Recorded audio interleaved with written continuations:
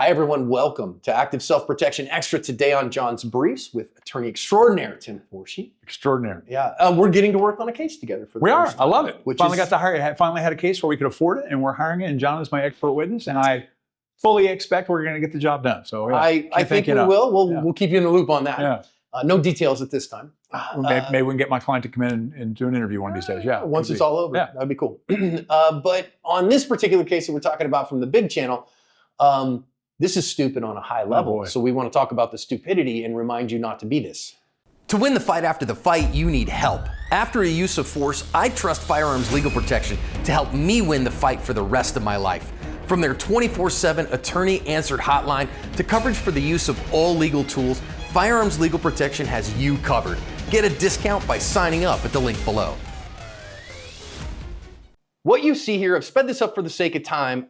This is a DoorDash delivery driver coming up to the neighbor's house in kind of a rural area in a little town of Chester, New York. And his phone has died, and so he doesn't know exactly where to go. He's got an address, so he asks this neighbor for help. The neighbor says, "I can't help you." So he goes over to another neighbor and asks for help again. That guy tells him to get off his property. He's an employee of the city and a federal firearms licensee. He's gonna come outside. We have audio. Let's listen into what happens. Go! Go!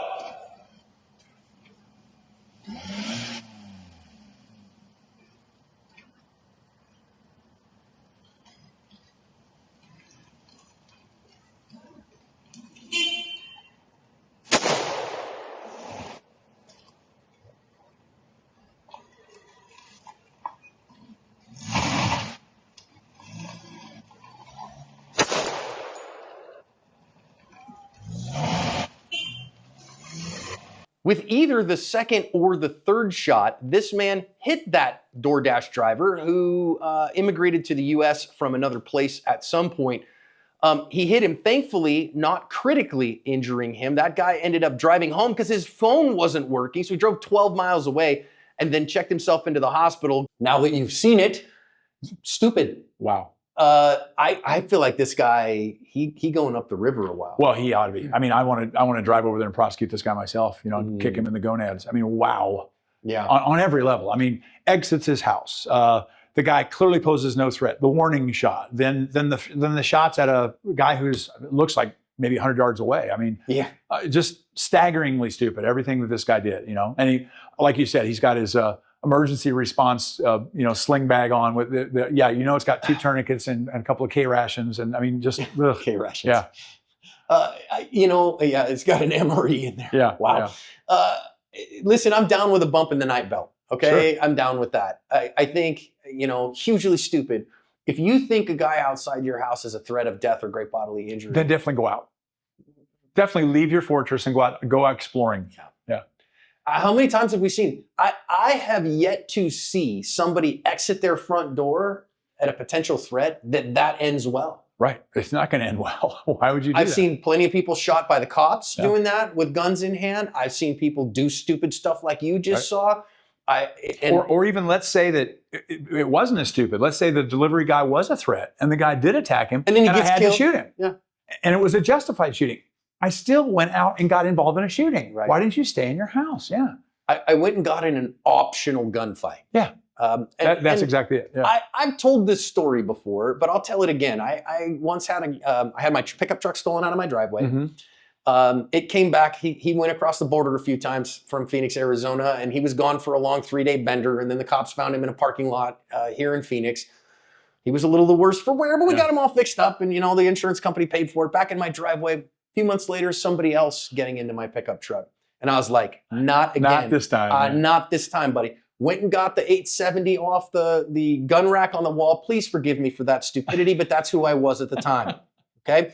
I think this is probably 2008. Well, the stops every fight, so yeah. Except for I didn't wait for that. I got that shotgun loaded, go to the front door, tell my wife to call 911, and I'm going out. We didn't have a garage. Our garage was converted into our master's. So call 911. I'm going out to stop these guys. I put my hand on the handle to open the door to go outside with the shotgun. And I think it was God. Baby Jesus spoke to you. Yeah, seriously, stop. Like, stop. What are you doing? And I'm like, what do you mean?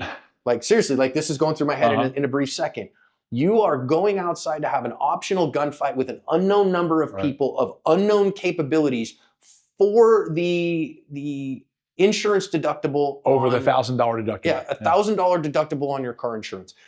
That's it. So I'm taking $1,000 out of your pocket either way and putting it on your driveway. And if you want to have a gunfight, fight to the death. The winner gets the money. Winner gets the money. But then guess what's going to happen? You're going to take that money and back it up by a factor of 50 and hand it to an attorney if you get in a gunfight.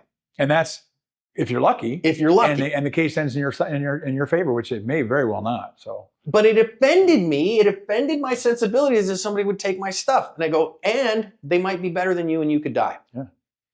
For your truck. I think I told you when I was in grad school, somebody burglarized my Jeep and stole all my cassette tapes. And these are what we used to listen to music on back in the dark ages. 8 tracks. A bunch of cassettes. I had 8 tracks for a while. Anyway, but took all my cassettes, tried to steal my stereo, but couldn't quite get out of the dash. And I knew they were going to come back the next night and they were going to steal my radio. So I slept underneath my Jeep with a gun. Wow. That's how stupid I was in 1981 or 1982. Yeah, don't be stupid like that. So fun story. I didn't go outside. My wife called the cops. Cops showed up. Guess what? It wasn't 2 dudes stealing my car. It was 2 of my college students pranking my truck. And they'd done a hell of a job of it. They had taken Oreos and unscrewed them and stuck them all over the windows. And they had taken glitter and poured it all over the top of my truck. They'd taken a kielbasa and stuck it, like the whole thing down my antenna. And watching those kids clean that truck up was pretty epic. Exactly. But thank God I didn't go out and shoot one of those kids. Yeah. I mean, what would have happened if I'd have gone out there with a shotgun? God's sakes. Yeah. So thank God I didn't. And I just never see it come out well. And also, I mean, again, so from the first perspective, stupid. Second perspective, he fires a warning shot into the dirt. Wow. Okay, I think that could get charged as aggravated assault right there. And should, right? Because is firing the round into the ground lethal force? Yeah. What if it hits a rock and ricochets? Or what if there's somebody hiding in the grass you didn't see? I mean, you just can't just go out and discharge firearms, right? That's deadly force. And you can't use deadly force unless you're in fear for your life. And if it was a warning shot, you weren't in fear for your life. You were in fear of becoming in fear for your life. That is a felony, and it should be charged as a felony. It's stupid. It's dangerous. We've got to discourage that stuff. And then he shoots this young man who's out off his property. He's not on his property. Again, I couldn't tell from depth. Do you have any knowledge about how far away he was? I think he was about 25 yards away. Okay, look farther. Okay, all right. You know, those doorbell cameras have kind of a fisheye lens effect. About 25 yards off, but he's facing sideways. He's off his property, so he's past his mailbox. And it's a rural area. Okay, fine, but still he's 25 yards away, facing sideways.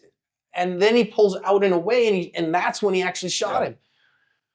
And so now you're firing 2 rounds, certainly 2 aggravated assault charges there. So you could charge him with 3 counts. And what's your justification? Well, the guy came up and knocked on my door. That's it, right? I mean, was there anything else? I didn't see a weapon. I didn't see any aggressive behavior, aggressive language. He came up and knocked on the door and then wandered back to his car. That's all I saw. That's all I saw. How are you justifying firing shots at this guy? I mean, I hope this guy is going to spend the rest of his life in prison. He should. He should spend a long time in prison. And the other side of that, okay, now let's think about this. This guy goes and does that. Now, I don't know the family situation of the perpetrator here, okay? But imagine the shooter here. All right, but imagine now is the Uber driver, the DoorDash driver stupid? I mean, okay, he's from another country. Should he know better than to let his phone run dead? Yeah, but we've all had that happen. Yeah, but it's happened, and he doesn't understand American culture to know enough in rural areas, especially. You go knocking on somebody's door, you might find a weirdo with a gun. Yeah. But then like. To then go, okay, fine, this guy shot me, almost killed me. Hiring a civil attorney, hiring an attorney for the civil suit on this one, like, hey, man. Again, I don't know how you get any money out of this guy. I mean, I wouldn't take the case because there's not going to be insurance coverage. Well, it's intentional act. He's got a house. Yeah, but you can't. He's going to have the house by the time I get my verdict 4 years now after I spent 5,000 hours and $250,000. Sure, he's going to protect everything in the universe. The O.J. Simpson case. I mean, best example ever. O.J. was a multi-bajillionaire. How much money did the plaintiffs get from O.J.? How many houses did O.J. have when that case was brought, right? By the time I legally divest myself of my assets and file for bankruptcy, good luck.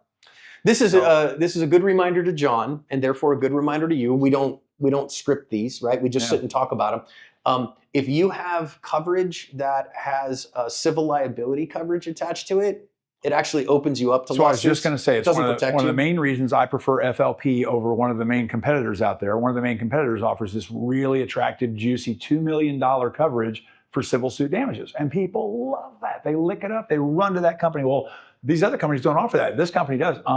This company's going to get you sued.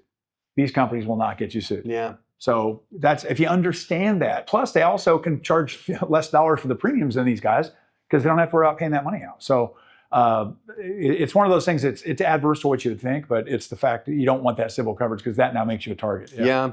I will say, I remember back in the day, I got rear-ended by a drunk driver in 2000. Actually cost me my naval commission, a whole bunch of stuff, a couple of herniated discs in my back. And criminal court, this guy got charged with DUI because he was drunk when he hit me. And they didn't charge him with assaulting me with his vehicle.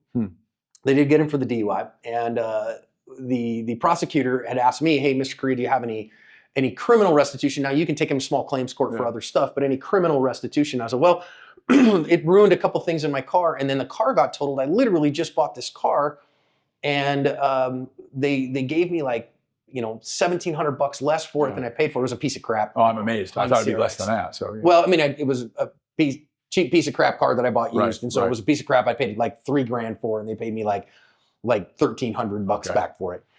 And I was like, so I'd sure like to get that money back. We don't have anything. And then the prosecutor goes, well, the judge will never, I mean, we'll ask. They won't. They'll tell you to go to civil court for that, but we'll ask for it. Medical bills they should put on there, though. Well, thankfully, I was in the Navy, so I didn't have medical bills to pay.